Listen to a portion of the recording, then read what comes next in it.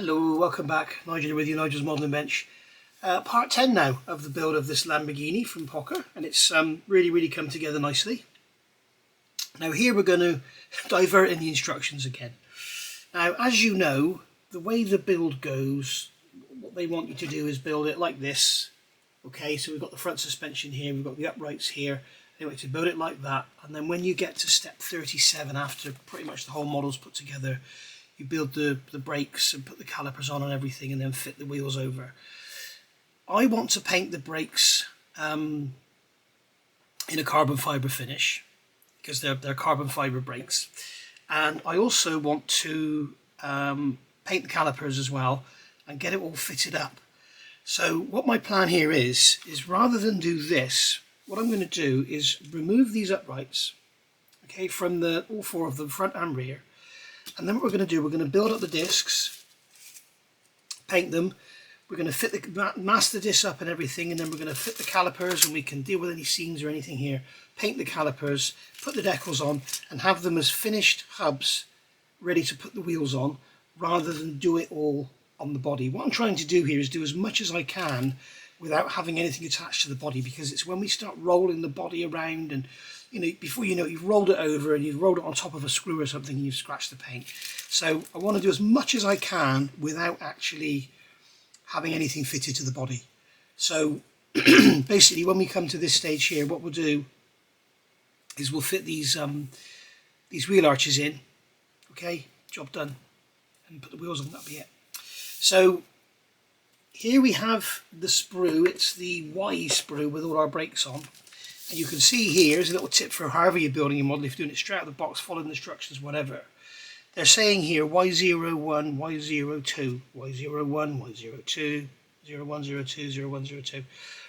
When you actually look at the parts, they haven't made the same mistake as Italeri made with their Lancia Delta. These holes that are drilled in the discs, they are on a spiral, okay? Now, what they've done, they've got them. So although these are both Y02s and these are both Y02s, they're different. You can see this spiral is going clockwise and this spiral is going anti-clockwise. Clockwise, anti-clockwise, okay? So make sure you get them the right way around. Now generally the way these go, if your caliper is here, okay, so say you've got your brake caliper, let's get this out of the bag.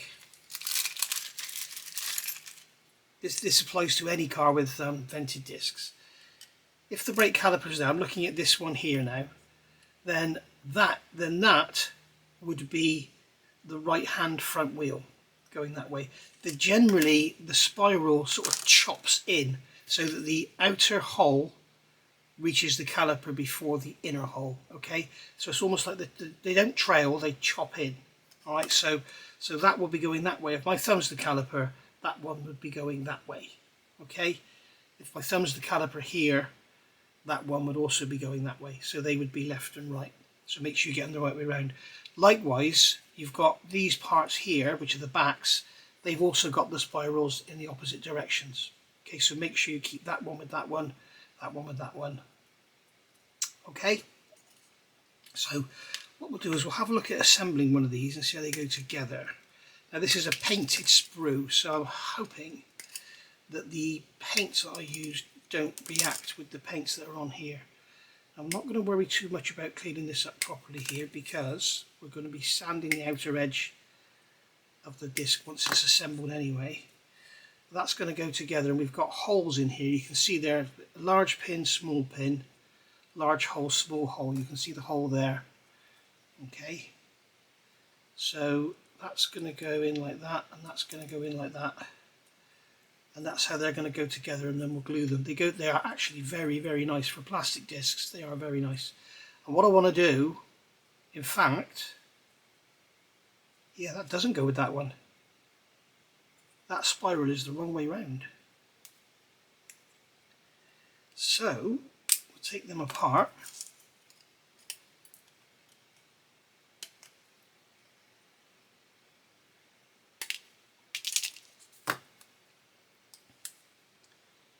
Got large pin, small pin, large hole, small hole,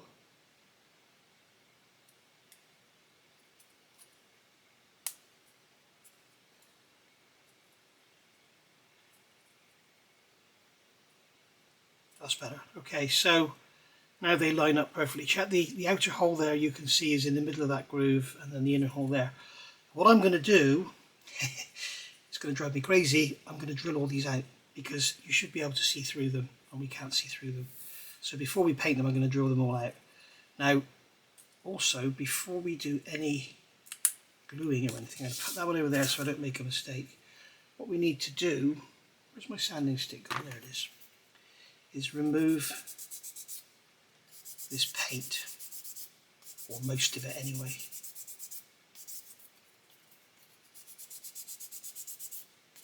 This will also ensure a nice flat surface as well.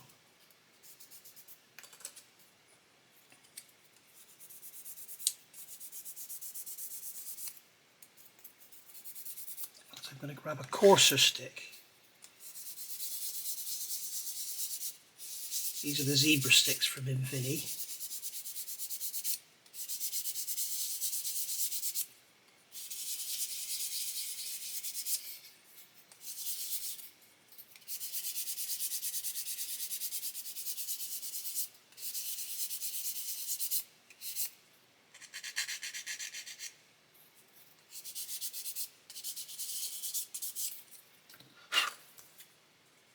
There we go. So that can go together.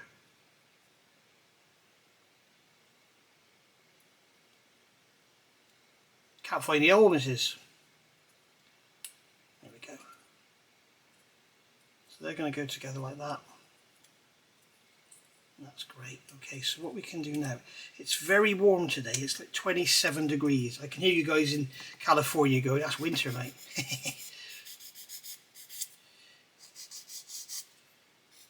I think the glue is going to dry very, very quickly. So what I'm going to do here, I'm going to use some of this Tamiya white top.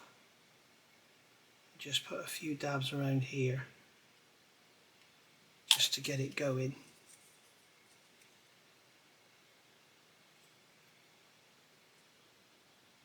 Get that pen into that hole. Give it a squeeze. There we go. Now if you want to have your Aventador with steel brakes, you carry on, but I don't believe Aventadors were available with steel brakes.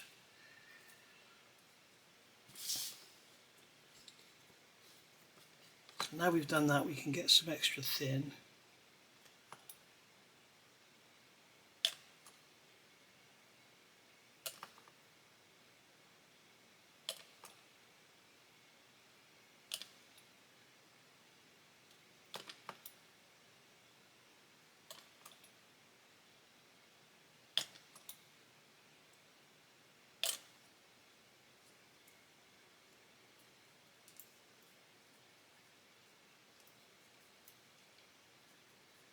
There we go, that's one disc done.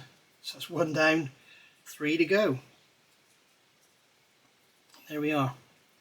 So that's basically one disassembled. Now they're all the same, as I say, but be careful, make sure you get the right back with the right front. So it's not, I thought it would be that one, but it's not, it's that one, that one, that one, that one. Okay, so yeah, make sure you get the right back on the right front, and make sure you put them on the right side. Remember, this one here would be going that way. This is the front face, so this wheel will be going clockwise, chopping into the brake caliper. Alright, so I'm going to get the others done and then we'll leave them to dry. Okay, so moving on with these brakes, I have glued them all together. They've all been clamped up and cured, and I've also, as you can quite possibly see there, if I let you see the green background behind, you can see all the holes are drilled now. So that took quite some time. I did it manually, I didn't use a power tool, and they do line up very, very well. There's a couple of little errors, but nothing much. But yeah, from the front they look amazing. From the back, you'll see there are a couple. I think you can see one there where it's just elongated. It's probably me gone on that angle with the drill. But anyway, there we go. So that's all good and done there. So now we need to impart a carbon effect. Oh, the other thing I want to talk about, the calipers, the way the instructions look, it looks like you have to put the discs on and then fit the outside of the calipers, but you can actually fit the discs in with the calipers glued in place. On the rear, the same. Okay, you can get them in, but don't fit the little handbrake caliper, because that will stop you getting it going together. They'll have to be glued in afterwards, but you can actually put them in, so you can go on and glue your calipers together and deal with the seam and everything there, should you wish. I'm going to paint these calipers yellow, and luckily Pocher have been generous enough to give us Lamborghini decals in both black and white, so whatever colour you want to go for you can. So if you go with yellow, you use the black. If you go with gold, you use the black. If you want to do them red, you use the black or the white. And if you're doing them black, then obviously you use the white. So, you know, there we go. So another little error on here. The calipers are the same, okay, left and right, but in reality they are different. You can possibly see it on here.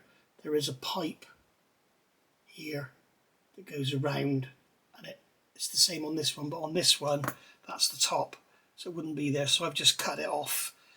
Same on the rear calipers, I've cut them off, both of them, so they both look exactly the same.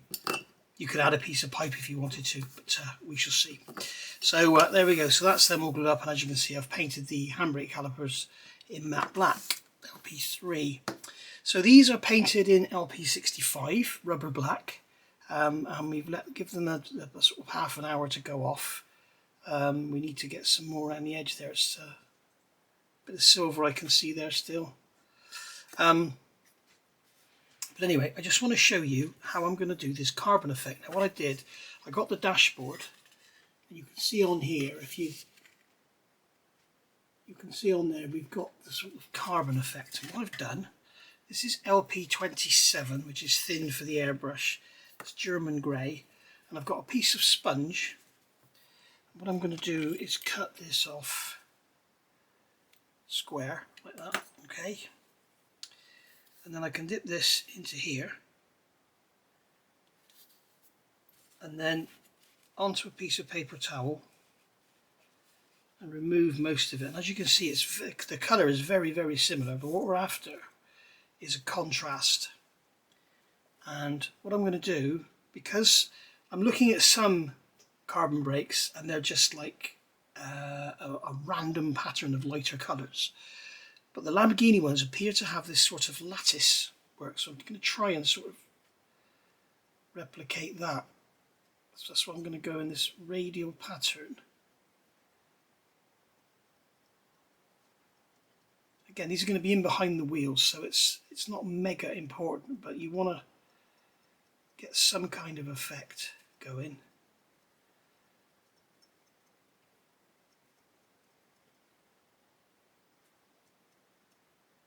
It's very difficult to impart the actual, I mean the other thing I was going to do was put a piece of mesh over it and spray a lighter colour, but I thought that would look too uniform. But there you can see we have it's clearly a carbon looking brake. Alright, so we'll just do the same on another one.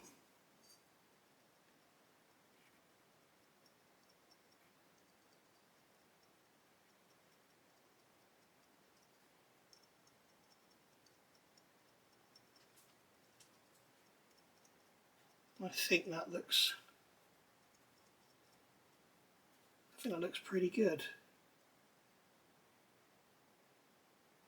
Yeah, hopefully you agree. When you see it on the caliper,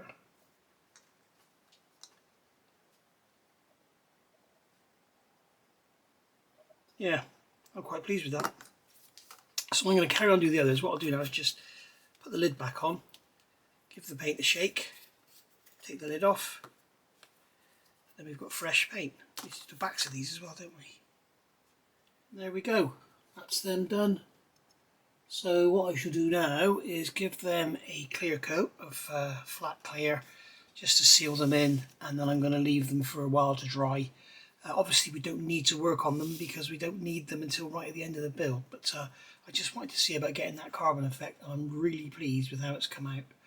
So I think that would also work on the smaller scales. As I mentioned, I did see a video, I forget the guy's name, I'm sorry, but he did it by, he had his airbrush set at low pressure with thick paint and held it right back and just spattered the paint on. And he used white, which was a massive contrast. But this is, you know, this is dark grey on dark grey. So I'm really pleased with how that's come out.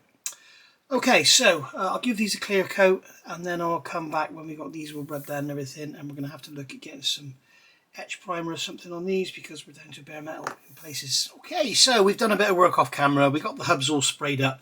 These have been etch primed because there was bare metal on there. So I've etch primed them, left them to dry, and then I've painted the actual uprights in sparkling silver, LP-48, I believe it is. Yeah, LP-48. Masked that off, and now I've gone over with some Mr. Surfacer 1500, thinned with some leveling thinners, and given the calipers a coat of white paint, as you can see there, so that when we put the yellow on, it goes on nicely. It's always good if you can give yellow a white undercoat, so we'll do that in a second. Now, looking at these discs, I've done a bit of work off camera. As you can probably see there, we've got a dull area here and a shiny area around the outside. What I did, I've put some semi-gloss clear around, sprayed the disc, and then masked it off. And what I've done, I've cut a circle in some masking tape. So I've got some masking tape here, and made a circle that's just inside the inner row of holes on that disc. So we now have the appearance of a difference between the contacted area with the pads and the non-contacted area. That's all I was trying to achieve there. So now what we've got to do is spray this this bell in the centre. It needs to be painted black, and then we've got to do the bolts silver. So it's lots and lots of work to get one part done. And as you can see here, I've masked this off, and then I'm going to put some liquid mask on there, and that will actually allow us to spray the black. So I'll show you how I do this. I've got this little cheap and nasty compass cutter. I've got it set to about 27mm, something like that. And I've got some 40mm wide tape, and I've cut it into 40mm squares. So if I come into the centre here, I put that down like that, I can cut a circle, and you can hear when it's cut because you stop hearing the paper being cut. And then we can just lift that off of there, just like so, carefully without pulling it out of shape. And this isn't going to be an accurate mask, this is just rough masking. And as I say, we're going to use liquid mask to fill in the gaps. So there we go. So that's going to go on there like that. Okay. Job done. And then, oh, we have got a bit of clearance there, so we can come out a bit on there.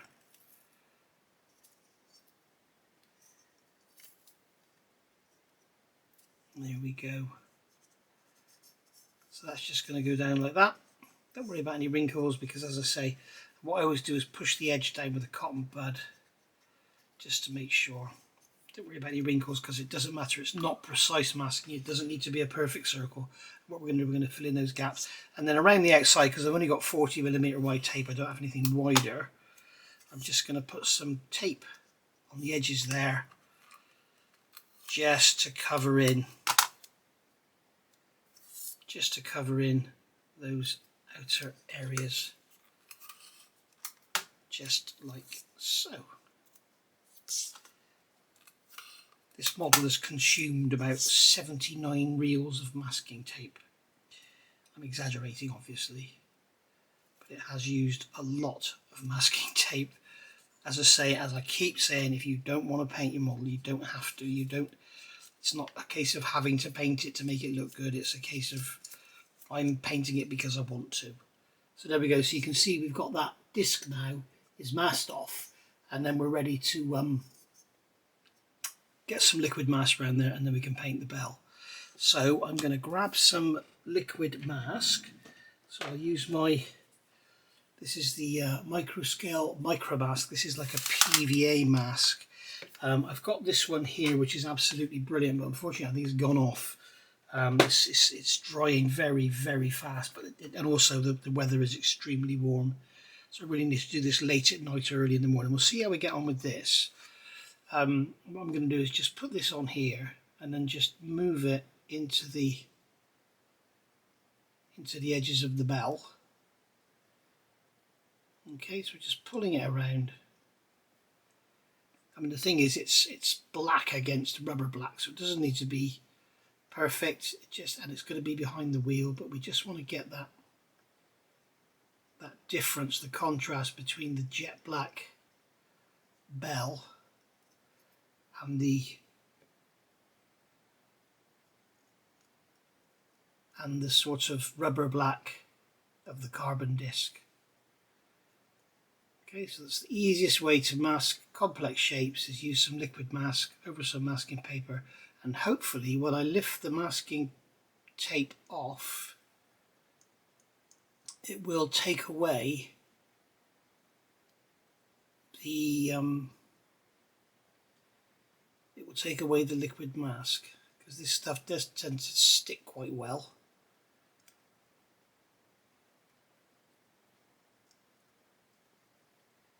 But it is very good. It's what's nice about it, even in this warm weather, as you can see, I can work with it. Even the first bit I put on, I can still work with it.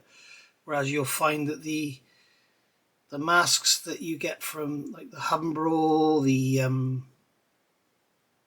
Mr. Hobby, the VMS, all the different ones you use, they all tend to sort of dry very, very fast, especially in warm weather, and you end up, you get to the other side, you work your way around like I did there, and when you get to the other side you start lifting it off because it's all gone like a gel. So there we go. So that's that bell masked off there, ready to paint, as you can see. So I can do the rest of those off camera and then we'll get them painted. That's what I say, micro mask, liquid mask in medium. It's really, really good, but it is a little bit difficult to get off. So as far as painting the calipers goes, I am going to use Outlaw Paints Trainer Yellow. Now, as you can see, this is a fairly dark yellow. If you compare it to Tamiya's LP-8, you can see Tamiya's LP-8 is a really bright lemon yellow, and this far better matches the yellow of the body than this one does. The Giallo yellow of this model far better matches that. So I'm going to use this Outlaw Paints. This was made specially for me. You can see it's got the Nigel's Modelling Bench logo on the front. Jason made this for me in Australia and sent it over. But yeah, it's fantastic stuff. It's really good. I did a video the other day about it. So I'm going to get those painted. I'm not going to do it on camera because I want to use the extractor, because this stuff is very volatile. So yeah, so I'm going to get the rest of this masking done. I'm going to get these calipers done in yellow, and then we'll come back and I'm going to give them a clear coat, put the decals on, and then give them another clear coat, seal the decals in, and we'll have lovely bright glossy yellow calipers behind our wheels rather than the black. I want to see some yellow in there. So see you for that. Right, next day again now, and as you can see, we've got one of our discs all done with the bell in black, the bolts in silver. We've got the matte coat around the ring around the outside, and then we've got the shiny bit around the outside. So you can see that there. So when that actually goes onto our caliper, we can see now how it's all going to look. It looks quite good, doesn't it? So there we go. Now, I've dropped a bit of a bollock here. Put these decals on, and as you can see, I got that one there, isn't dead straight, it's on a bit of a tangent. And the thing is, these decals, they go down and sort of stick. They're very much like border model decals. They go down and just stick. So rather than risk ruining it, I've just left it. And I've got the same on that one there. As you can see, that one is on an angle as well, which is a complete and utter pain. But hopefully when the wheels are in front and everything, it won't really notice that much. But I thought I'd rather leave them slightly out than try and mess them up. So so that's that. This one here is perfect. Nice and straight and everything. You can see I put a quick clear coat on there for the decal to go down onto, and then what I'm going to do now is let them dry for 24 hours or whatever, and then I'll give the whole caliper a nice clear coat and get them nice and glossy. So the masking works really well. As you can see, if you remember, I put that masking fluid on there. So what we can do is just lift this. Let's get that bit of 6mm out of the outside. So we can just lift this off of here, and the whole lot comes together. Masking fluid and the lot. So you see we've got the disc there like that. So that's that done. Now, as I keep saying, and I've said a million times this build, you don't have to do any of this painting, but I think you'll agree that it really does make it pop.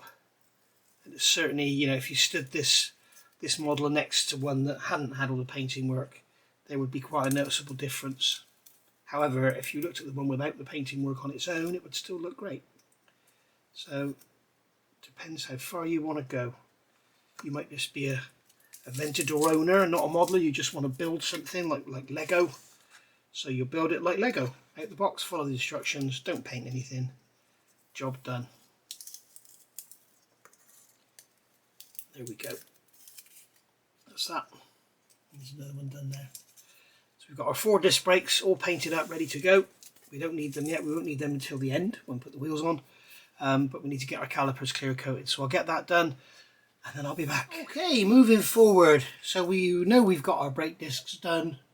All unmasked and everything. I've fitted the uprights now to the rear suspension. So we've got gloss coat on the calipers, so they're all nice and shiny. And then I've also done that on the fronts, so we've got them all nice and shiny.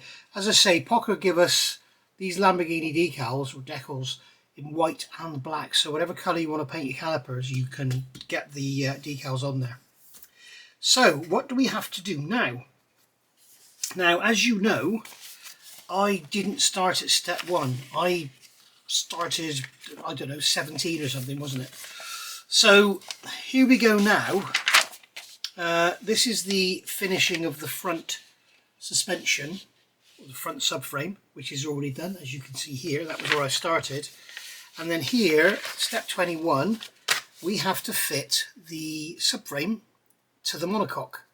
So we've got 4 screw A's, which are M3, and we've got 2 screw C's, which I think are 1.8. I think C's 1.8. No, it's 2.3. So we'll have all those threads tapped and everything. So we can basically move this front end to one side. We can put this back end over here.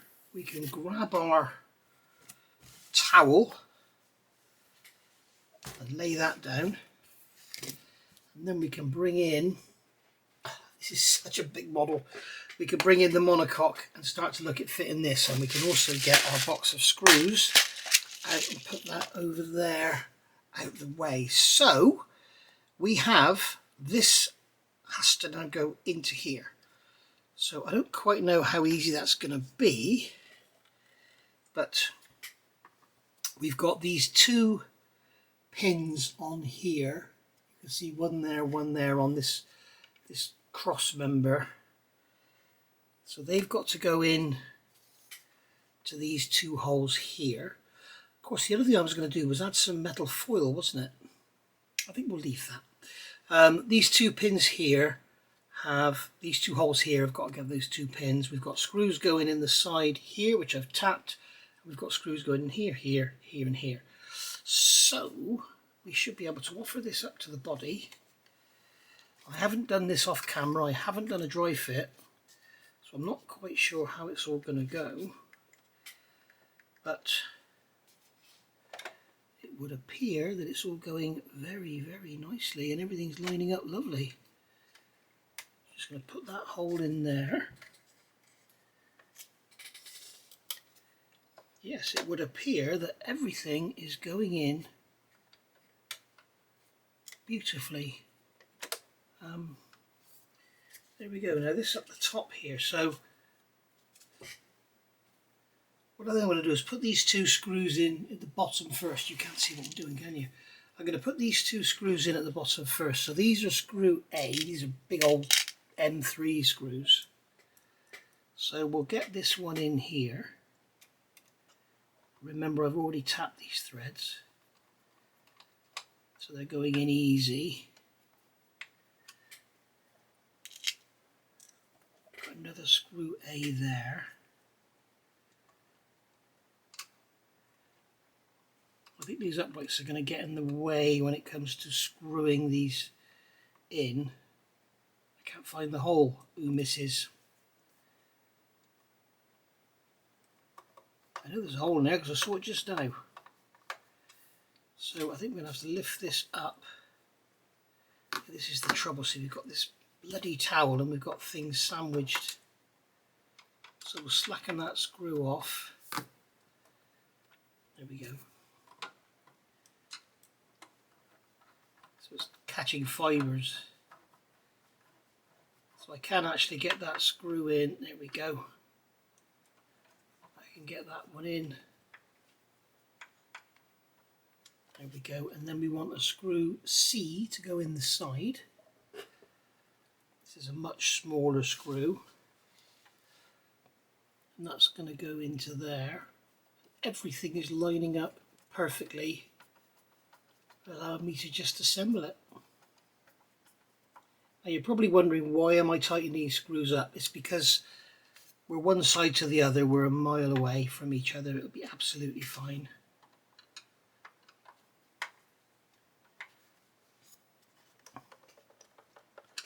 So there we go, and then we can turn this around. Oh my god, this weighs a ton. Turn this around, and then we've got two more screw A's going into here. I'm going to make sure that I don't pinch any. There we go.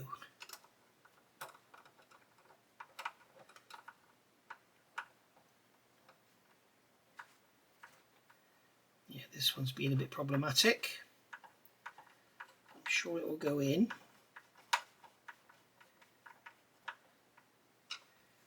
I'll do that off camera, I think, that one. Oops. Here's another screw A. And that one's going to go into there.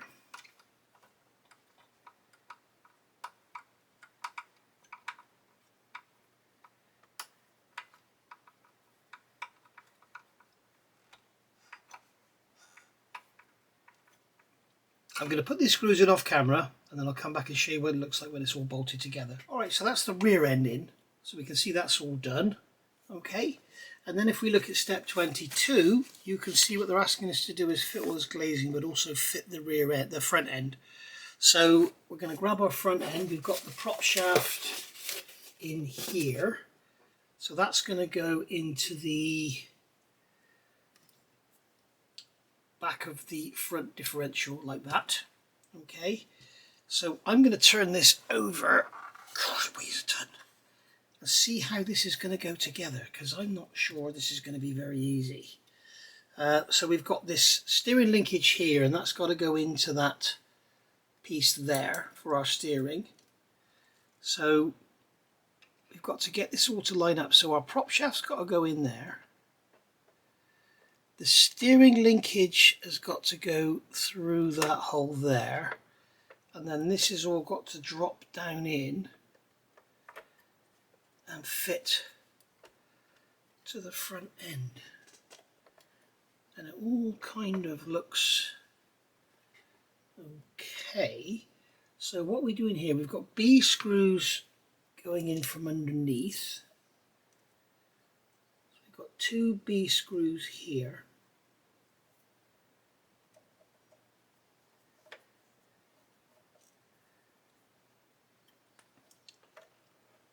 We'll get that aligned. Let's get the screw on the screwdriver properly. Get that aligned there. Oh, God.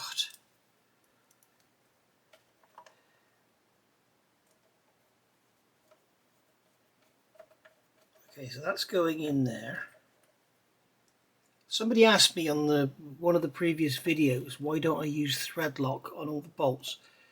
It's not an RC model, it's not going to be subject to vibration and stuff, so I don't need thread lock. If it was an RC model, I would be using thread lock. I'm only using thread lock on bolts like on the suspension, or screws should I say, on the suspension where the parts have to move, so the screws have to be loose. So rather than have them fall off and go loose and everything, going forward, I've actually thread locked them. So where here we've got the suspension moving, you can see that we need thread lock on the screws. So that's all together now. So that's our front differential, front subframe, and then we've got 2 screws going in from the top, so I'm not going to pick it up by the front subframe because I'm worried I might break it because it weighs a bloody ton. So we've got 2 A screws going in from the top. So here's one. I can't see the thread down there, but we shall see if it lines up.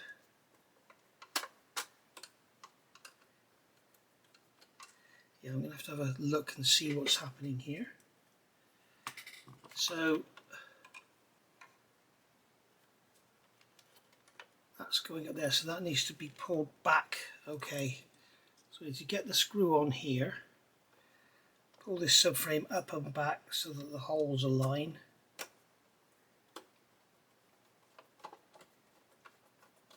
We'll get that one in a couple of threads, and then the same on here.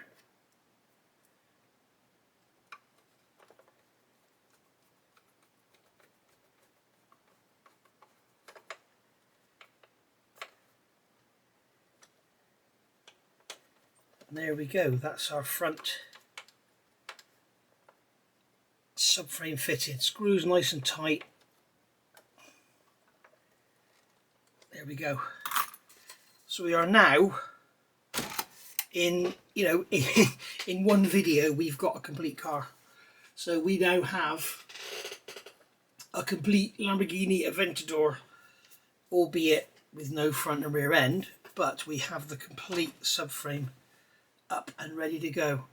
So you can see there, it's absolutely bloody gorgeous. It's absolutely bloody huge, and it weighs a bloody ton. So what's next? We've got to fit those windows and everything. And then here they're telling us to fit all these windows in here. Might have been easier to do the windows actually before fitting the subframes, but too late now. Right, I'll see you back for that in a minute. Okay, next day again, and now we're looking at fitting these windows. If you look at the instructions, we fitted the front subframe, and I've got to fit these side windows. Now they go in, they're telling us not to glue them, and they're going in with some double-sided tape. So how have I gone about this? Right, first of all, you can see I've done one side, they're in, okay? So I'm going to turn the model over, get this side up, we'll have it over here. Okay, so what I've done with the rear windows is taken the tape from the wrong side. So it should be number 10 on this side, number 11 on that side. I'm now going to get number 11. So what I'm going to do is, with a knife, I'm going to go round and just cut to improve the cut of the tape. So just go round and follow the lines. Just make it easier to get it off the sheet, because it's quite difficult to get off because it's die cut, but obviously they haven't gone right through the actual double-sided tape part sufficiently, because it's quite difficult to get out. So that's what I'll do, is just cut around there, and then got to stick that to the inside of the window. Now the inside of the window is here, or the window is here. Again, we've got these massive sprue gates. So what I'm going to do here is use my razor saw and just cut through the sprue gate, rather than use cutters, so that we don't end up cracking the part or leaving a horrible big gouge in it or whatever. It's much better to saw it off like that. And then again here, just cut that one off, just like that, and then that will go in the bin, and then we can use our cutters to trim the edge there. Alright, so that's that done there, and then just get a sanding stick and just polish up the edge, just to remove any remains. Sorry, I'm off camera, aren't I, guys?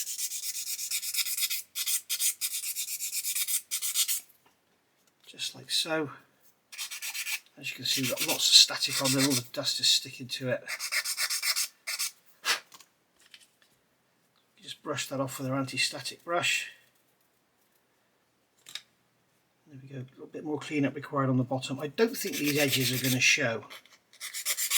Just in case, we'll clean them up anyway. I think the bodywork goes over them, looking at the design of the part, but having not being very familiar with this model,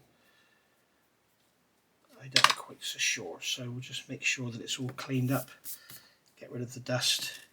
So I'll carry on cutting around that tape and then we'll get that off and get that stuck on. Right, so I've got the tape off, and as you can see, you're told in the instructions to stick it to the model, but here I'm sticking it to the glazing. And what I'm doing, I'll put this on this towel so it doesn't get scratched. And what I'm doing is lining up the, in fact I'm going to do this with tweezers. I'm making sure that we can't see any tape through the aperture, through the window. There we go.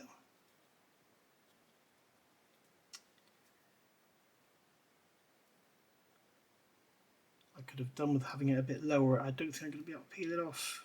Oh yes, I can. That's lucky. You do get a second chance. That's very lucky, probably because I didn't push it down. I had it a little bit high there. I could just see some tape through the bottom. It's not very easy to do this. You may prefer just to use a drop of white glue in each corner and just glue it in instead.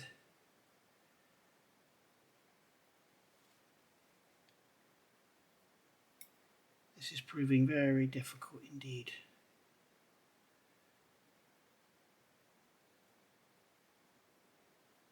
There we go. So it looks like it's designed to overhang the bottom a bit. I'm going to trim that off, I think.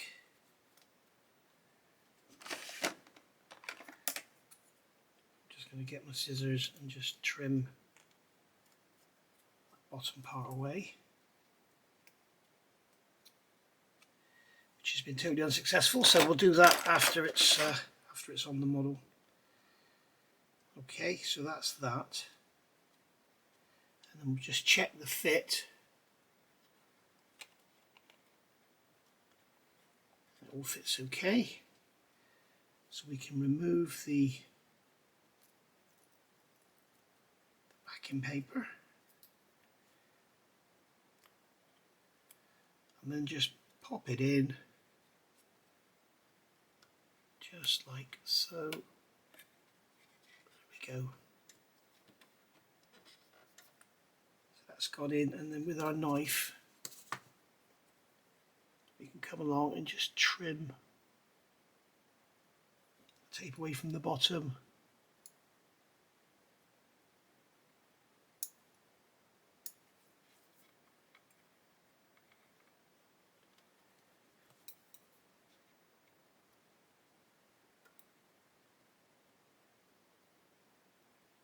There we go. So that's that window in. I'll do the same on the front and then I'll come back and see what's happening next. Okay, so there we go. There's our windows all in, and as you can see I've also added the little decals on there. If you can see, there's a little C mark decals on there. So that's all good. It's getting really difficult to handle now. So there we go. Right. Looking in here, the instructions here, it has WD-29, which is water decal, and they're asking us to put these decals over those screw holes. Well, I don't understand it, because when you put the windscreen in, the windscreen here, the windscreen actually covers that area up, so I don't really know the point in putting decals in there. The decals are actually here. There's one there sticking out, WD-29. It's just a black circle, so I don't know why. I really don't know why, so I'm not going to bother with those. But that's that part of step 22 all done. So those windows are in. We're going over the page now. We're going to be fitting the windscreen. We've got the windscreen wipers, which you've got a choice of left or right hand drive, and then we've got these side trims going on. We've got the double-sided tape here. But for some reason in the newer instructions the double-sided tape is not called up. I've got all the parts off here, all cleaned up and all ready. I'm going to give them a coat of LP-5 semi-gloss black, and then we'll just get them on with the double-sided tape and everything. And I think they're going to cover up all the edges of these windows and everything. Bear in mind when you do these rear and forward edges are not covered up, so you need to make sure they're nice and tidy, got no tape sticking out and all that. So there we go. The windscreen also, if you can see inside the bag, it has a clear film on both sides to protect it. So what I intend to do is remove the inner one, fit the screen, leave the outer one on, and we'll leave the windscreen wipers until a later date, and then we can take that off and put them on right at the end, I expect, and then we can make sure the windscreen stays protected. And then if we do drop the screwdriver or anything like that, or drop the bonnet on it or whatever, it's not going to damage it, hopefully. So that's what we'll do. Right, so I'm going to go away now and get these bits painted LP5 semi-gloss black, and then we'll go from there. Okay, so those bits are all painted now. They're just over there to my left. I've got the windscreen here in its bag. I have cut the corner off of the protective film and fitted the decals there, so we've got the CE markings and the VIN number there. I've also done the double-sided tape on the back, so that's all on there with the paper covering still on it. So we're ready to take that off, and then we could just drop that windscreen in, press it down, and that's it, job done. So that's cool. I've checked down here that we can't see any yellow when we look down here, so that's all good. I was thinking about I might have to paint this here area black, but it looks good, it looks fine. There may be, I think it's okay. I mean, the windscreen wipers will cover that up anyway, but maybe if you look right down there you may be able to see some yellow through there. Maybe I should just mask this up and paint it black, because just in case. I think I will. Back in a sec. Okay, that's that done. So I masked around here, masked around there, and got the just got this panel here painted in black. So that's removed any risk of seeing yellow through the bottom of the windscreen. So we can come along now and remove this film on the inside. Okay, so I can go over there, and then we can remove the paper from the double-sided tape, just like so. These are strips that are come off the double-sided tape sheet, just like the others on the side. So they've gone on like that. There we go, takes that off, and then we can literally just make sure everything is clean here, make sure there's no masking tape or anything there, no residue, dust, dirt, brush, anything. Put that corner in there, put that corner in there, and just drop the screen down. Give it a push, and that is that. So that is in there, nice and solid. Now they've given us spares on that sheet, and I'm wondering if they sort of had complaints where people have had this, you know, sort of come away or something in after it's been built, but you're not going to be pulling on it, so I don't think it's going to matter. So there we are, that's that in. As I say, I'm going to leave the wipers, that all go in the bin, all the paper strips there. So I'm going to leave the wipers off here because they're going to be very vulnerable to getting caught. So I'll leave those off until nearer the end. I'm just going to give that a good old push down. And we'll see how that's going. That's great. That's like going here. And if it does come out, a few little dabs of glue. I mean, you've got this thick black board all the way around anyway. A few little drops of glue in there and that'll be absolutely fine. So that's our windscreen now. It's really come together now, isn't it? So these side trims, I need to get the... Where's my double-sided tape sheet? What have I done with that? It's on the back of here. So I've gone around and cut all these out with a knife, ready to take them off. So I'm going to stick them on the back of these side pieces, just like they say in these instructions. As I say, for some reason in the new manual they don't tell you to do this. I don't know why. Maybe it doesn't need it. I don't know. We shall see. But I mean, I think, I'm just looking now, if I put that pen in there,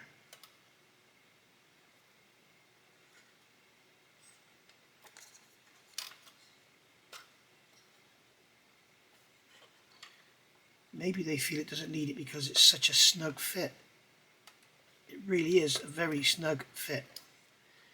Maybe that's why they're not asking us to put the tape in.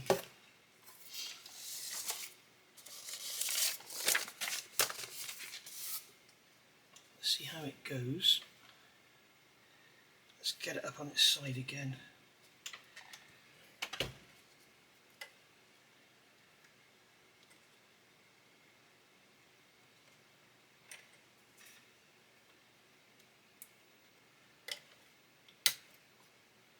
You can hear it clipping into place. It's very, it doesn't need the tape, that's why they don't tell you to use it. It really does not need it. That is not going anywhere, I can assure you. It really is tough to go in.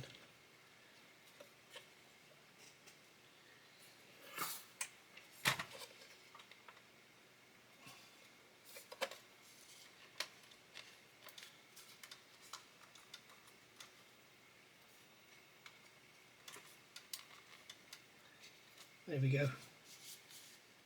It's got a tiny bit of movement in it there. But I don't think the double-sided tape would hold that back anyway because it's quite springy. It would probably unstick itself within half an hour. So that's that one. Where the other side? Ugh.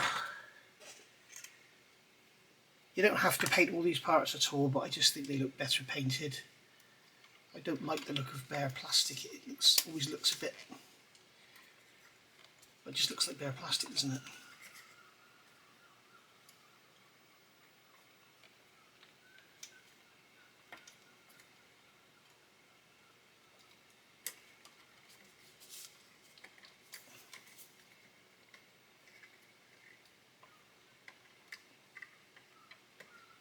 Finding the holes is not easy, I can tell you.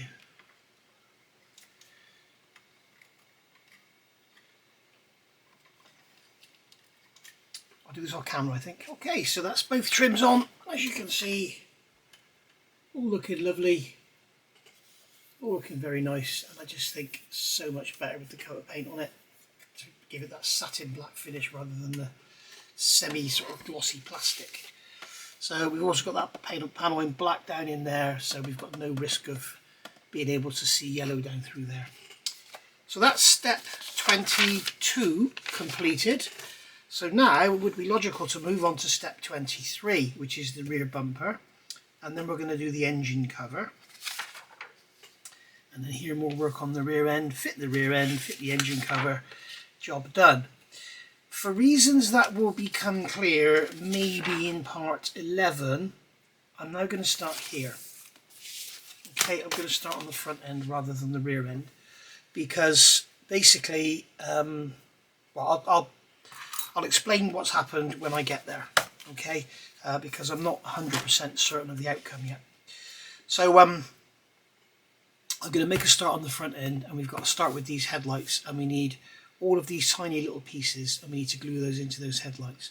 And what I need to do is do some research and see what colour these headlights are going to be, get those parts off the sprue, get them cleaned up, get the headlights painted, whatever I need to do. If I need to put some chrome paint in there, I don't know. We shall see. And then we can go on and get them all fitted into the front end. Now I have previously taken the front and the rear end out, done all the thread tapping and everything, so that's all done, so it's all ready to just start screwing together. So I'm going to get these headlights out and have a look what's going on with them. Okay, we're back. So this is a couple of days later now. In the meantime, I've built this little memorial to Jess, so there we go. So yeah, today is Monday the 1st of July 2024, that's right. And so there we go. Right. This video, if you haven't seen it, go and have a look. This is amazing. It's a great little set. It's very much like Lego, but the parts are a lot smaller. It has these screws that go in. So yeah, I just wanted to do, I saw this on eBay, bought it, and it's like a little memorial to Jess, my little dog that we lost back in May, unfortunately. But I'll get another one soon, I think, and you can watch her grow up. Anyway, back to this Lamborghini.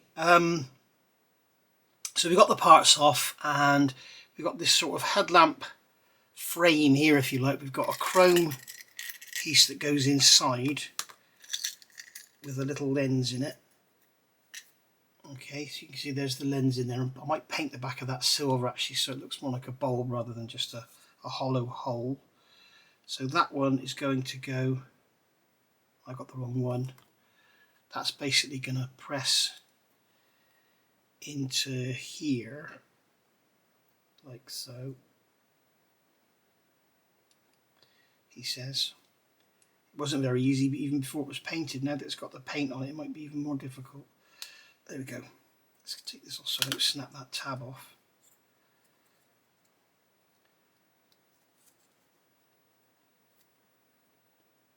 That's going to push in like that. There we go. So it goes down so that this flange is flush around there, and you can see now that's sat in there.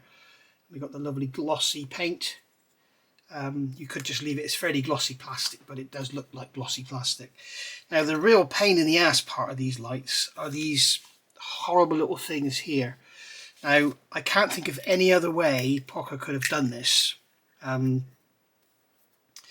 made them accurate, because they're hexagonal. They have like slashes on the front, and they have a raised lip around the forward edge. So they couldn't have sort of moulded them as one and then just, you know, had them slide out, because they wouldn't have had the flange around the edge. So I think the way they've done it is the only way they could have done it. What I wish they'd done is put like a bigger, more positive pin on the back. I'm just going to put that one in there. There we go, that's gone in there. So as you can see with these parts, I don't know if you're going to be able to see this. I'm certainly not going to fit them on camera. I don't know if you're going to be able to see this, but if I get my little knee tweezers and hold it, you may be able to see on there there's a tiny little pin which is offset to one side. It's rectangular and it's designed so that you get the hexagonal part in the right orientation, and then in here we've got these tiny little holes that it goes into. Unfortunately the little tabs are too wide to fit in the holes. They're a bit too long, so I filed them down and I've reduced their width. So you can imagine how long that took. There's 14 of them in all, 7 each side. And then I've painted the backs of them silver so that when you look at the front you see silver, not black. And then we've got these parts here which are clear, and if you leave those clear, when you put them in they just look like a piece of clear plastic, whereas in reality they have like a backing. I think there's LEDs or something in there. So I've painted the back of these in sparkling silver, and then when they slot in, which one's which? This is that one. When they slot in, it's going to have a little dab of glue on there. I'll put a dab of white glue on there and clamp it down. So when you can see they're up against the glossy black, they look a lot better than just having them left clear. As I say, I'm going to have to take that one out and glue it in.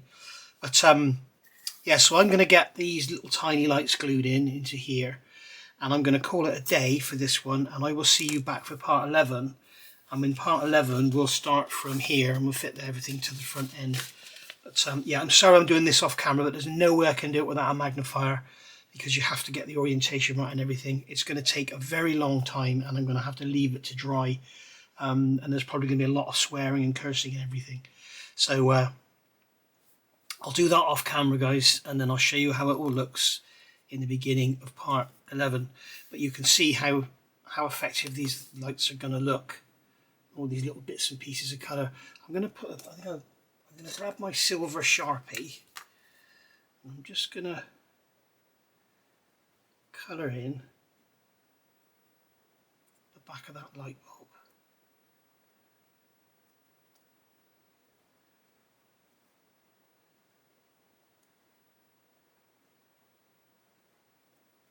Yeah, I think I might put some paint on there actually, because it's very difficult to get all the clear. You can see now that looks a lot better than having that just blank image.